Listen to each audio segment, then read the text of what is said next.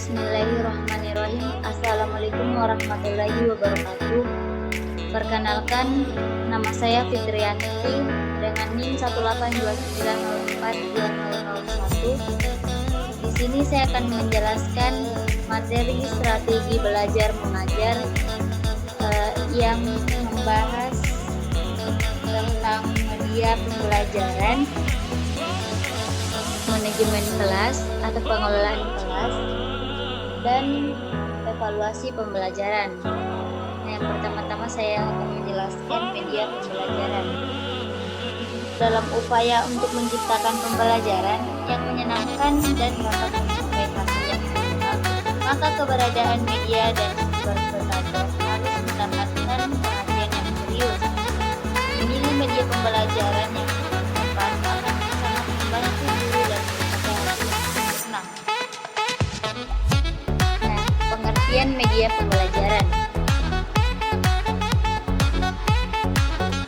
Media pembelajaran adalah segala sesuatu yang dapat menyampaikan dan menyampaikan pesan dari sumber secara terencana sehingga tercipta lingkungan belajar yang kondusif di mana penerimanya dapat melakukan proses belajar secara efisien dan efektif.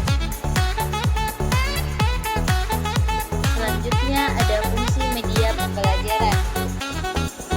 Yang pertama, fungsi media pembelajaran sebagai sumber belajar, yaitu sumber belajar pada hakikatnya merupakan komponen sistem instruksional yang meliputi pesan, orang, bahan, alat, teknik, dan lingkungan yang mana hal itu dapat mempengaruhi hasil belajar peserta didik. Nah, dengan demikian sumber belajar dapat dipahami sebagai segala macam sumber yang ada di luar diri seseorang atau peserta didik dan memungkinkan atau memudahkan terjadinya proses belajar. Yang kedua ada fungsi semantik, yakni kemampuan media dalam menambah perbendaharaan kata simbol verbal yang makna atau maksudnya benar-benar dipahami anak didik atau tidak verbalistik. Nah, yang ketiga ada fungsi manipulatif, yaitu fungsi manipulatif ini didasarkan pada ciri-ciri atau karakteristik umum yang dimilikinya. Berdasarkan karakteristik umum ini, media memiliki dua kemampuan, yaitu mengatasi batasan ruang dan waktu serta mengatasi keterbatasan teori. Selanjutnya, fungsi psikologis. Fungsi psikologis memiliki kemampuan dalam meningkatkan perhatian atau attention peserta didik terhadap materi ajar. Selain itu, media juga mampu untuk mengunggah perasaan atau mengunggah perasaan, emosi, dan tingkat penerimaan atau penolakan terhadap sesuatu. Selanjutnya ada fungsi atensi, di mana media pembelajaran berfungsi sebagai inti di mana mampu menarik dan mengarahkan perhatian siswa agar dapat berkonsentrasi pada isi pelajaran yang berkaitan dengan makna visual yang ditampilkan atau menyertai teks materi pelajaran. Selanjutnya, fungsi afektif. Nah, media pembelajaran visual mampu menggugah emosi dan sikap siswa dapat menganalisis dan menanggapi dengan perbuatan terhadap fenomena yang ditampilkan. Media pembelajaran juga membuat siswa tidak pasif, bahkan siswa juga mempelajari dan memperhatikannya penggunaan media pembelajaran yang digunakan. Selanjutnya ada fungsi kognitif, di mana media pembelajaran visual yang berisi lambang-lambang visual atau gambar dapat memperlancar pencapaian tujuan untuk memahami dan mengingat informasi atau pesan yang terkandung pada apa yang ditampilkan. Selanjutnya ada fungsi imajinatif, di mana media pembelajaran atau imajinasi adalah proses menciptakan objek atau peristiwa tanpa pemanfaatan data sensoris. Imajinasi ini mencakup pengimbulan atau mengeksplorasi objek-objek baru sebagai rencana bagi masa mendatang, atau dapat juga mengambil bentuk fantasi atau khayalan yang didominasi kuat sekali oleh pikiran-pikiran autistik. Dan yang terakhir ada fungsi motivasi atau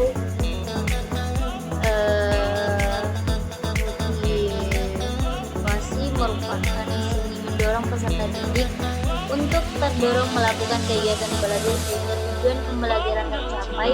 Dengan demikian, motivasi merupakan usaha dari pihak luar. Dalam hal ini adalah guru untuk mendorong, mengaktifkan, dan menggerakkan peserta didiknya secara sadar untuk terlibat secara aktif dalam proses pembelajaran.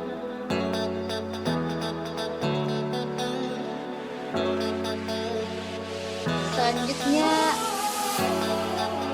ada macam-macam media pembelajaran.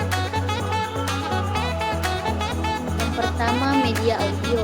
Media yang hanya melibatkan pendengaran dan hanya mampu mensimulasi kemampuan suara semata.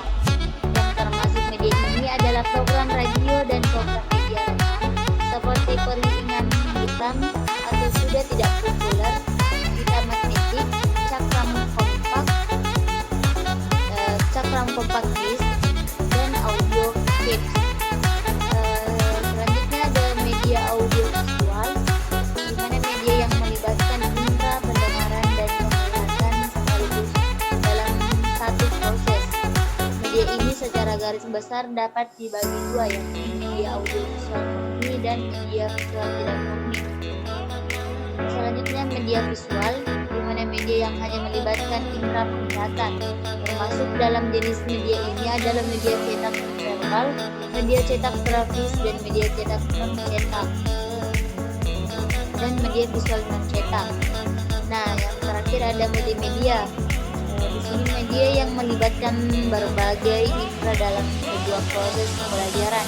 Termasuk dalam media ini adalah segala benda asli, demonstrasi, dan media wisata, termasuk juga multimedia berbasis komputer. Selanjutnya tips pemilihan media pembelajaran. Pertama, karakteristik peserta didik, di mana karakteristik peserta didik adalah keseluruhan pola kelakuan dan kemampuan yang ada pada peserta didik sebagai hasil dari pembawaan dan pengalaman sehingga menentukan pola aktivitas dalam meraih cita-citanya.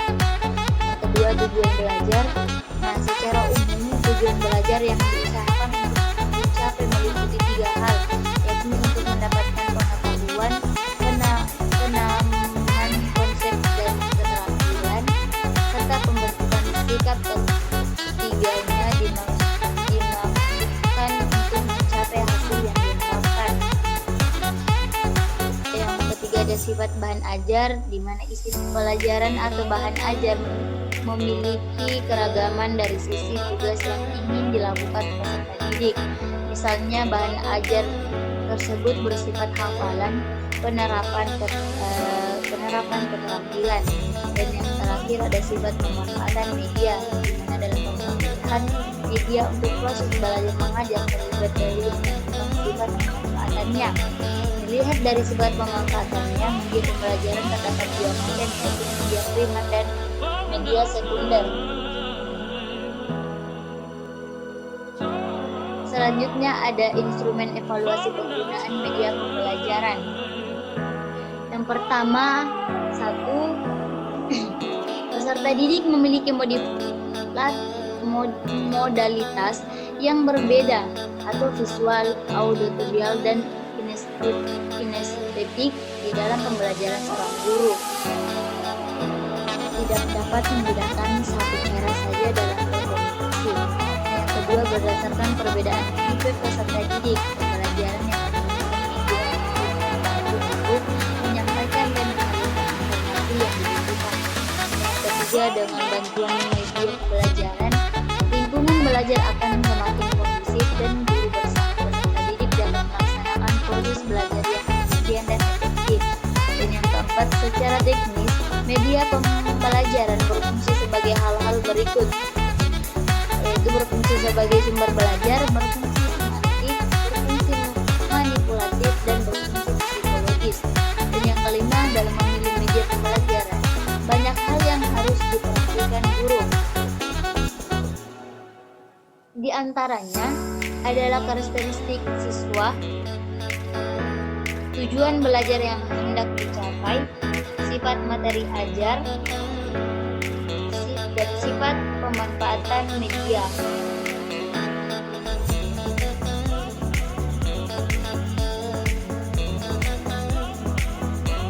Selanjutnya ada materi membahas manajemen kelas.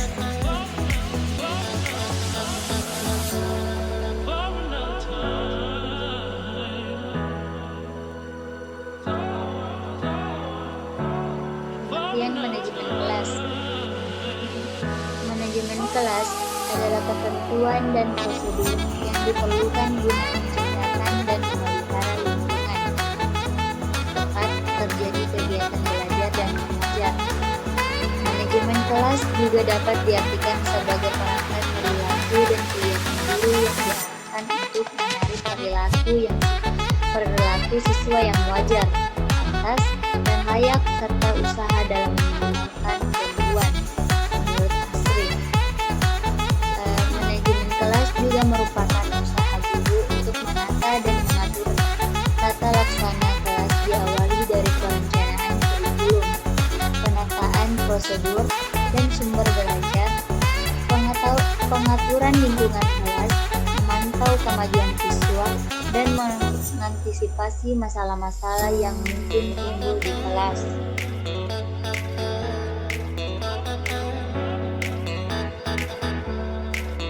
Selanjutnya ada tujuan manajemen kelas, yaitu tujuan manajemen kelas adalah sebagai berikut menurut Wijaya dan Fujian. Yang pertama, agar pengajaran dapat dilakukan secara maksimal sehingga tujuan pengajaran dapat dicapai secara efektif dan efisien. Yang kedua, untuk memberi kemudahan dalam usaha memantau kemajuan siswa dalam pelajarannya. Dan yang ketiga, untuk memberi kemudahan dalam mengangkat masalah-masalah penting untuk dibicarakan di kelas dan diperbaikan pengajaran pada masa mendatang. Nah, yang keempat, mewujudkan situasi dan kondisi kelas yang baik sebagai lingkungan belajar maupun sebagai kelompok belajar yang memungkinkan pembelajar untuk mengembangkan kemampuan semaksimal mungkin. Dan yang kelima, ada antisipasi dan penghilangan hambatan yang dapat menghalangi terwujudnya interaksi belajar mengajar. Dan yang keenam, menyediakan dan mengatur sarana dan prasarana yang mendukung dan memungkinkan kegiatan pembelajaran belajar sesuai dengan lingkungan sosial, emosional, dan intelektual pembelajar dalam kelas. Ketujuh, membina dan memilih sesuai dengan latar belakang sosial, ekonomi, budaya, serta sifat individu. Selanjutnya ada prinsip-prinsip manajemen kelas. Yang pertama, prinsip kesiapan atau readiness.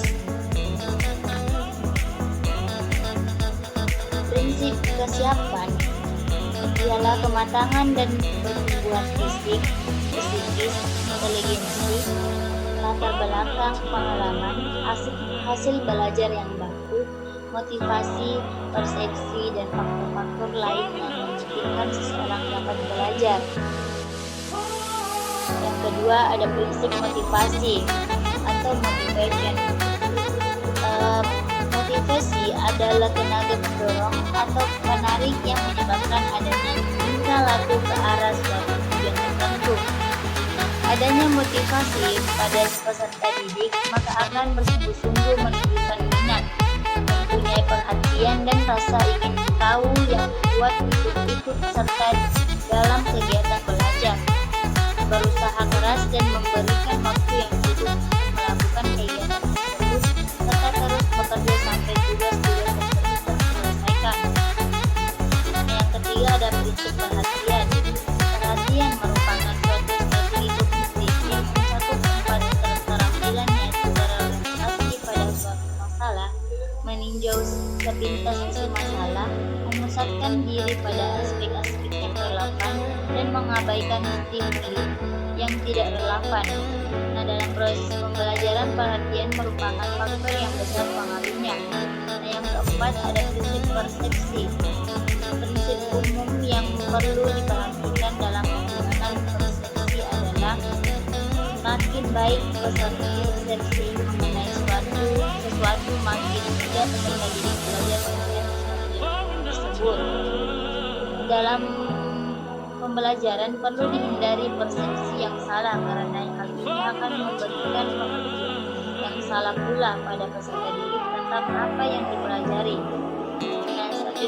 Dan dalam pembelajaran perlu diupayakan berbagai sumber belajar yang dapat mendekati benda sebelumnya, sehingga peserta didik memperoleh persepsi yang lebih benar. Yang kelima, prinsip retensi. Prinsip retensi adalah apa yang tertinggal dan dapat diingat kembali setelah seseorang mempelajari sesuatu. Dengan retensi, membuat apa yang dipelajari dapat bertahan atau tertinggal lebih lama dalam bentuk kognitif dan dapat diingat kembali jika diperlukan. Karena itu, retensi sangat menentukan hasil yang diperoleh peserta didik dalam proses pembelajaran. Dan yang terakhir ada prinsip transfer. Prinsip transfer merupakan suatu proses di mana sesuatu yang pernah dipelajari dapat memengaruhi proses dalam mempelajari sesuatu yang baru. Dengan demikian, transfer berarti pengaplikasian pengetahuan yang sudah dipelajari dengan pengetahuan yang baru dipelajari. Pengetahuan atau keterampilan yang diajarkan di sekolah selalu diasumsikan atau diharapkan dapat dipakai untuk memecahkan masalah yang dialami dalam kehidupan atau dalam pekerjaan yang akan dihadapi kelak.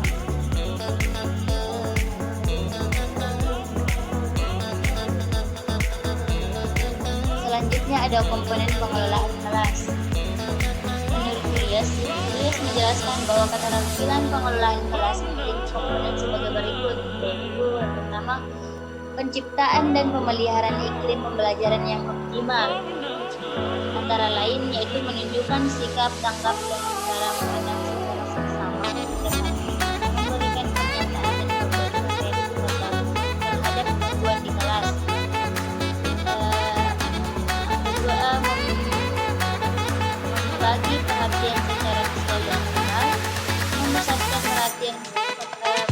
perhatian kelompok dengan cara menyiapkan peserta didik memberi petunjuk yang jelas, memberi teguran secara bijaksana, memberikan penguatan ketika diperlukan.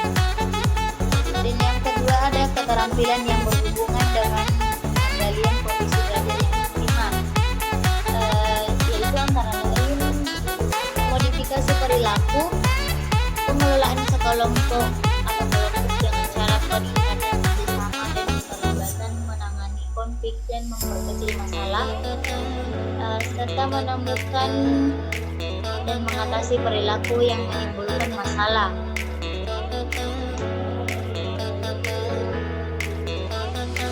Selanjutnya, menurut Julius, ada 3 dimensi pengelolaan kelas, yaitu pengelolaan tindakan guru dalam mengatur lingkungan belajar, mengatur peralatan, dan mengatur sosial emosional.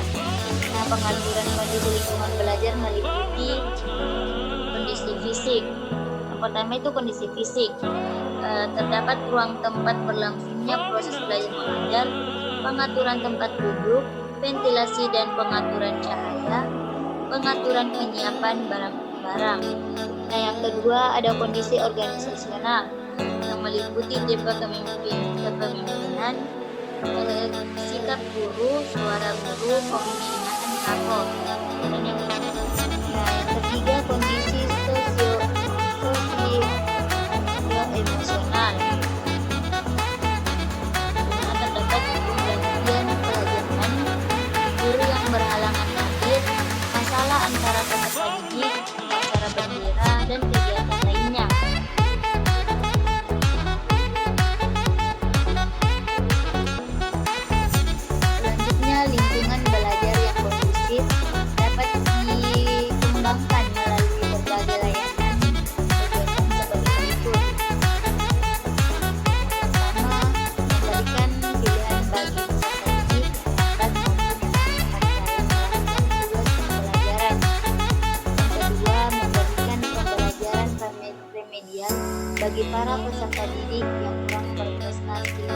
atau berprestasi rendah. Dan yang ketiga, mengembangkan organisasi kelas yang efektif, menarik, nyaman, dan aman bagi perkembangan potensi seluruh peserta didik secara optimal. Keempat, menciptakan suasana kerjasama, saling menghargai baik antara peserta didik maupun antara peserta didik dengan guru dan pengelolaan pembelajaran lain. Yang kelima, melibatkan peserta didik dalam proses perencanaan belajar dan pembelajaran. Yang keenam, mengembangkan proses pembelajaran sebagai tanggung jawab bersama antara peserta didik dan guru sehingga guru lebih banyak bertindak sebagai fasilitator dan sebagai sumber belajar.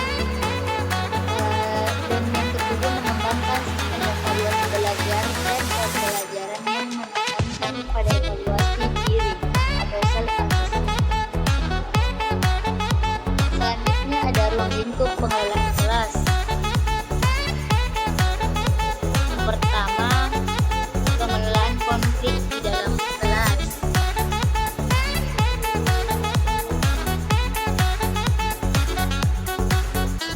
Kelas merupakan tempat terjadinya proses belajar mengajar antara guru dengan siswa untuk mencapai tujuan dan pembelajaran. Nah, kelas yang baik adalah kelas yang di dalamnya selalu terdapat interaksi baik antara guru dengan siswa maupun siswa dengan guru maupun siswa dengan siswa. Bila interaksi ini berjalan dengan baik, maka proses pembelajaran akan lebih kondusif dan efisien. Sebaliknya, bila tidak adanya interaksi antara guru dengan siswa atau siswa dengan siswa, maka kemungkinan proses pembelajaran terasa tidak aman. Kedua, ada pengelolaan tata lingkungan fisik kelas.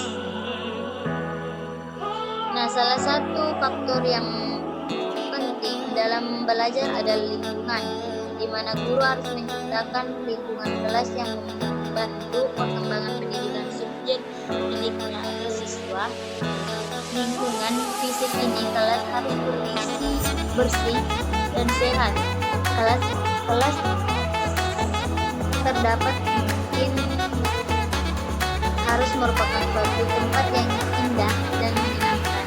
Selain itu, pengaturan tempat duduk di kelas juga harus disesuaikan dengan kondisi kelas, sehingga kelas menjadi tempat yang nyaman dan menyenangkan untuk belajar. Dan yang ketiga, ada pengelolaan dan penegakan disiplin kelas.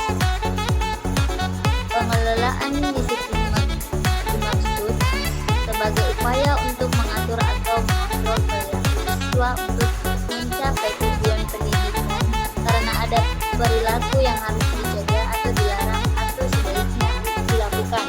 Dan yang terakhir, ada pengelolaan prinsip siswa, yaitu perilaku siswa merupakan masalah karena keterkaitan erat dengan efektif belajar dan dari kedua siswa dan perspektif guru. Ketika ruang kelas yang bebas dari gangguan, siswa dapat menggunakan waktu untuk belajar di kelas. Nah, selanjutnya membahas materi tentang evaluasi pembelajaran.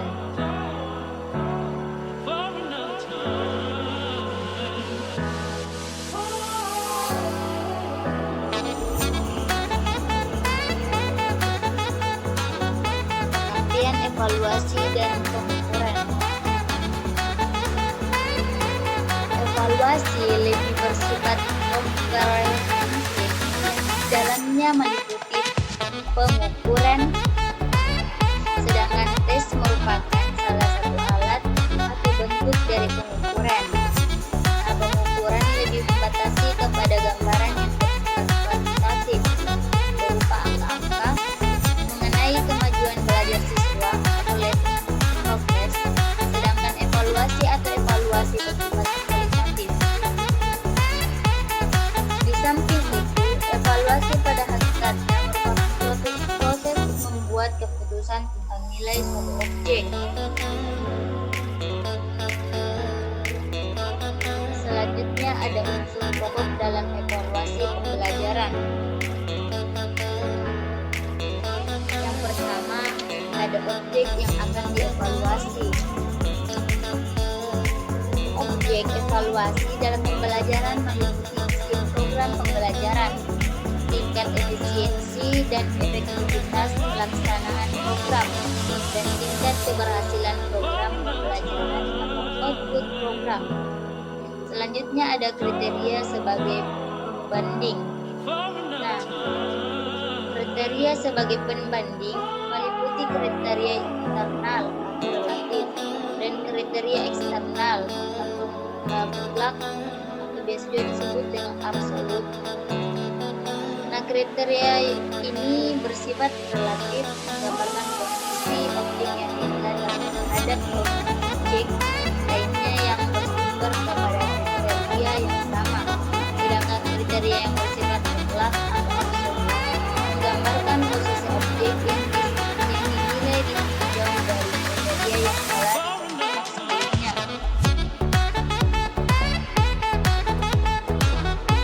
Selanjutnya keputusan atau judgment. Keputusan atau judgment merupakan hasil pertimbangan atau perbandingan antara objek yang dinilai berdasarkan hasil pengukuran terhadap objek tersebut dengan kriteria yang telah ditentukan sebelumnya. Judgment. Hasil evaluasi ini bersifat kualitatif. Evaluasi pembelajaran yang memenuhi persyaratan teknis yang memadai agar informasi yang diperoleh benar-benar akurat, sehingga keputusan-keputusan yang diambil berdasarkan data itu sangat tepat. Selanjutnya ada tujuan utama evaluasi pembelajaran lain. Yang pertama, untuk melihat produktivitas dan efektivitas kegiatan belajar. Kedua, untuk memperbaiki dan menyempurnakan kegiatan guru. Yang ketiga, untuk memperbaiki, menyempurnakan, dan mengembangkan program belajar mengajar. Yang keempat, untuk mengetahui kesulitan-kesulitan apa yang dihadapi oleh siswa selama kegiatan belajar dan mencarikan jalan keluarnya. Yang kelima, untuk menempatkan siswa dalam situasi belajar yang tepat sesuai dengan kemampuannya. Selanjutnya ada fungsi evaluasi pembelajaran. Yang pertama, fungsi informatif, di mana evaluasi dapat memberikan umpan bagi guru sebagai dasar untuk memperbaiki proses belajar, mengajar, dan mengadakan program remedial bagi siswa yang belum menguasai sepenuhnya materi yang dipelajari. Yang kedua ada fungsi diagnostik, yaitu dapat mengetahui latar belakang siswa atau psikologis, fisik, dan lingkungan yang mengalami kesulitan belajar. Yang ketiga ada fungsi sumatif, yaitu dapat mengetahui tingkat penguasaan siswa terhadap materi pelajaran, menentukan angka nilai sebagai bahan keputusan kenaikan kelas dan laporan perkembangan belajar siswa, serta dapat meningkatkan motivasi belajar siswa. Yang keempat, fungsi seleksi dan penempatan, yaitu hasil evaluasi dapat dijadikan dasar untuk menyeleksi dan menempatkan siswa sesuai dengan minat dan kemampuan. Selanjutnya ada prinsip-prinsip umum evaluasi dalam pembelajaran. Prinsip-prinsip evaluasi dalam pembelajaran sangat diperlukan sebagai panduan dalam prosedur pengembangan evaluasi.